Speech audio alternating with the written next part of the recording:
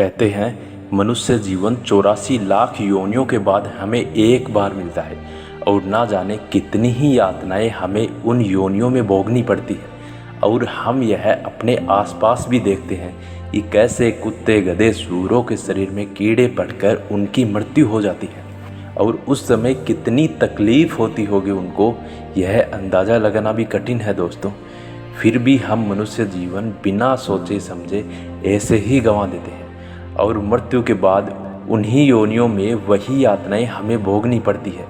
इसीलिए कबीर साहब अपनी वाणी में कहते हैं, कबीर मानुष जन्म दुर्लभ है मिले न बारंबार, जो तरवर से पत्ता टूट गिरे बहुर न लागे डार। कबीर साहब इस वाणी में कहते हैं, हे मानव शरीरधारी प्राणी, यह मानव जीवन बहुत कठिनाई से युगों युगों के बाद एक बार मिलता है।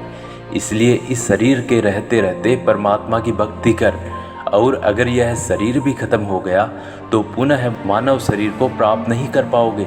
जैसे वृक्ष से पत्ता टूटने के बाद उसी डाल पर पुनः नहीं लगता है, इसलिए इस मानव शरीर के अवसर को व्यर्थ न गंवा।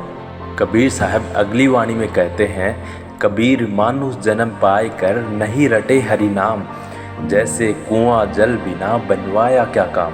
कबीर साहब इस वाणी में कहते हैं, यदि मानव जीवन में तू भक्ति नहीं करता है तो वह जीवन ऐसा है जैसे सुंदर कुआं बना रखा है लेकिन उसमें जल नहीं है, अर्थात उस कुएं का जल बिना कोई महत्व नहीं है। इसी प्रकार मनुष्य यदि भक्ति नहीं करता है तो उस मनुष्य जीवन का भी कोई महत्व नहीं है, क्योंकि वह अपने मूल उद्देश्य को भूल गया है।